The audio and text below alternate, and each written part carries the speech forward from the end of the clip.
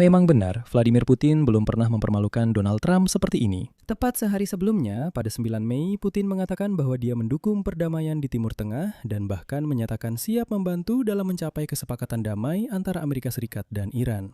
Dan hari ini muncul informasi bahwa Rusia secara aktif menggunakan jalur rahasia di Laut Kaspia untuk memasok senjata ke Iran guna melanjutkan perang dengan Amerika Serikat dan Israel. Ternyata, Rusia tidak hanya memasok senjata ke Iran, tetapi juga segala bentuk bantuan lain yang membantu Iran bertahan, tetap kuat, dan tidak menyerah. Secara keseluruhan, dicatat bahwa Moskwa dan Teheran semakin aktif menggunakan kawasan Kaspia sebagai jalur perdagangan dan logistik militer alternatif. Sementara itu, Donald Trump hanya mengatakan bahwa bantuan dari Rusia ke Iran sama sekali tidak mempengaruhi perang. Tapi entah kenapa kenyataannya tidak demikian. Amerika Serikat menandatangani kesepakatan dengan Iran yang menurutnya seharusnya sudah menyerah sebulan yang lalu. Namun ketika Trump membuat pernyataan seperti itu, dia memang ada benarnya. Karena Amerika Serikat memang tidak bisa memantau apa yang terjadi di Laut Kaspia. Dan di sana, orang Amerika akan menghadapi kejutan yang sangat tidak menyenangkan dari Moskwa. Nama saya Alexi Peci, mari kita bahas topik ini bersama-sama. Tapi sebelum kita mulai, saya minta Anda untuk berlangganan saluran YouTube ini, beri suka pada episode ini, tulis komentar apa saja di bawah video ini, dan juga berlangganan saluran Telegram saya, Peci News. Tautannya ada di deskripsi video ini. Di sana kami mempublikasikan berita terbaru begitu kami menerimanya. Jadi, New York Times hari ini menulis bahwa karena risiko di wilayah Selat Hormuz dan ketidakstabilan di Timur Tengah, Laut Kaspia telah menjadi salah satu jalur paling aman untuk mengangkut barang-barang Rusia ke Iran. Dan di sini semua analis dengan suara bulat mencatat bahwa seluruh perhatian komunitas dunia tertuju pada Teluk Persia dan Selat Hormuz, di mana fase perang yang paling aktif sedang berlangsung. Namun bukan tanpa alasan, pada bulan Maret Israel mulai menyerang pelabuhan Bandar Anzali dari udara. Saat itu Israel menyebut serangan tersebut sebagai salah satu yang paling signifikan yang pernah mereka lakukan dalam aksi militer melawan Iran.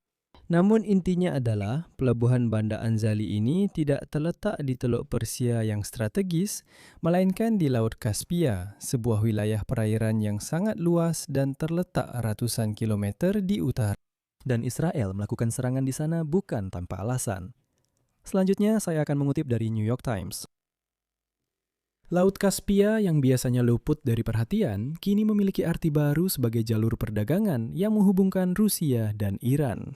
Bagi dua sekutu yang terlibat dalam perang dan menghadapi sanksi barat yang lebih keras daripada negara manapun, jalur air ini menjadi saluran untuk perdagangan terbuka maupun rahasia, di mana pasokan tersebut membantu Iran tetap menjadi lawan Amerika Serikat, meskipun Amerika Serikat memiliki keunggulan militer yang luar biasa. Rusia memasok komponen drone ke Iran melalui Laut Kaspia, membantu Iran memulihkan kemampuan ofensifnya setelah kehilangan sekitar 60% persenjataan drone-nya dalam pertempuran baru-baru ini. Rusia juga memasok barang-barang yang biasanya melewati Selat Hormuz, yang kini diblokir oleh Angkatan Laut Amerika Serikat sebagai bagian dari perdagangan global. Pada akhirnya, saat ini para analis menunjukkan bahwa 4 pelabuhan Iran di Laut Kaspia beroperasi 24 jam, mengirimkan gandum, jagung, pakan ternak, dan minyak bunga matahari. Artinya, bahan pangan, kemudian semua yang dibutuhkan untuk produksi, serta barang-barang lainnya termasuk senjata, suku cadang, dan pakan ternak. Intinya adalah Iran sepenuhnya mengalihkan arus barang dari Selat Hormuz ke Laut Kaspia.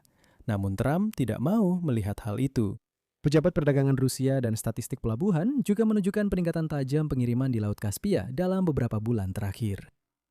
2 juta ton gandum Rusia yang sebelumnya setiap tahun dikirim ke Iran melalui Laut Hitam, kini terancam oleh serangan Ukraina dan sekarang dikirim melalui Laut Kaspia. Tapi seperti yang Anda pahami, ini bukan sesuatu yang bisa dibicarakan secara terbuka, dan masih banyak lagi pengiriman rahasia berbagai macam barang. Dan ketika saya bilang banyak yang rahasia, maksud saya memang benar-benar banyak. Nanti saya akan jelaskan alasannya. Saya mengatakan demikian karena Laut Kaspia selalu luput dari perhatian, karena dianggap sebagai danau terbesar di dunia. Sebagian besar perdagangan yang melewatinya tidak transparan.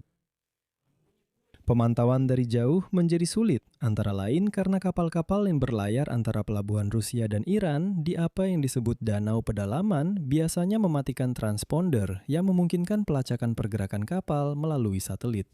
Berbeda dengan Teluk Persia, Amerika Serikat tidak dapat mencegat kapal di Laut Kaspia karena hanya 5 negara yang berbatasan langsung dengan laut tersebut yang memiliki akses ke sana. Oleh karena itu, jika Anda mencari tempat yang ideal untuk menghindari sanksi atau bahkan memindahkan pasukan, Laut Kaspia adalah tempatnya. Pengiriman drone menunjukkan adanya kemitraan pertahanan yang erat antara Moskow dan Teheran. Sudah diketahui secara terbuka bahwa Rusia memasok komponen untuk drone dan bahkan untuk rudal ke Iran melalui Laut Kaspia. Pada tahun-tahun sebelumnya, perdagangan dilakukan di kedua arah. Iran memasok drone ke Rusia untuk digunakan di Ukraina, sementara Rusia mengirimkan komponen ke Iran.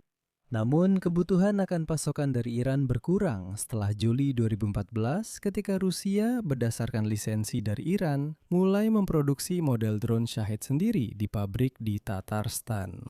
Dan sekarang, fakta yang sangat menarik. Pada bulan Agustus tahun lalu, militer Ukraina menenggelamkan sebuah kapal di pelabuhan Rusia di Laut Kaspia yang mengangkut komponen untuk drone Shahed dari Iran. Dan setahun sebelumnya, pada tahun 2024, Departemen Keuangan Amerika Serikat sudah memberlakukan sanksi terhadap kapal ini dan pemiliknya dari Rusia, perusahaan MG Float, dengan menuduh mereka mengangkut rudal balistik jarak pendek dari Iran ke Rusia. Bagi Rusia dan Iran, arti strategis Laut Kaspia sudah lama jelas. Selama 2 dekade, mereka telah mengembangkan rencana untuk membangun koridor perdagangan sepanjang 7.200 km dari Laut Baltik ke Samudra Hindia, yang melewati Rusia Barat lalu melalui kawasan Laut Kaspia, untuk menghindari jalur perdagangan barat. Ambisi-ambisi ini sebagian besar masih ada di atas kertas, namun mencakup penggantian armada yang sudah usang, pembangunan fasilitas pelabuhan baru, dan jalur kereta api baru. Dan disinilah penting untuk diingat bagaimana Trump pernah menyatakan bahwa Rusia konon tidak terlalu membantu Iran dalam perang ini. Namun sebagian alasan Trump berkata demikian adalah karena Laut Kaspia bagi Amerika Serikat merupakan zona buta. Itu seperti lubang hitam geopolitik, seolah-olah tidak ada apa-apa di sana. Saya akan jelaskan alasannya. Dan di sini masalahnya bahkan ada di dalam struktur komando Amerika Serikat itu sendiri. Negara-negara yang berbatasan dengan Laut Kaspia secara harfiah berada di garis patahan bagi para perencana militer Amerika. Komando Eropa Angkatan Darat Amerika Serikat bertanggung jawab atas Azerbaijan dan Rusia, sedangkan Komando Pusat bertanggung jawab atas Iran, Turkmenistan, dan Kazakhstan. Artinya, sudah ada perpecahan di antara komando-komando tersebut. Di Departemen Luar Negeri Amerika Serikat, kelima negara ini bahkan diawasi oleh 3 biro terpisah. Dan pada dasarnya, tidak ada yang bisa membentuk gambaran utuh tentang apa yang sebenarnya terjadi di sana. Artinya, bahkan pejabat Amerika pun tidak bisa membentuk gambaran utuh tentang apa yang terjadi di Laut Kaspia. Potensi pentingnya Laut Kaspia menjadi lebih jelas bagi para perencana di Amerika Serikat dan Eropa Barat setelah invasi besar-besaran Rusia ke Ukraina pada tahun 2022. Saat itu Rusia menggunakan kapal-kapal di Laut Kaspia untuk meluncurkan rudal ke sasaran di Ukraina. Namun sejarah mencatat bahwa dari Laut Kaspia inilah Rusia pernah meluncurkan rudal ke Suriah. Dan inilah untuk ketiga kalinya dalam sejarah modern, Laut Kaspia kembali digunakan untuk perang melawan Barat. Namun Barat masih belum bisa merespons dan akhirnya mengambil kendali atas wilayah ini. Teman-teman, di sini saya akan berhenti sejenak.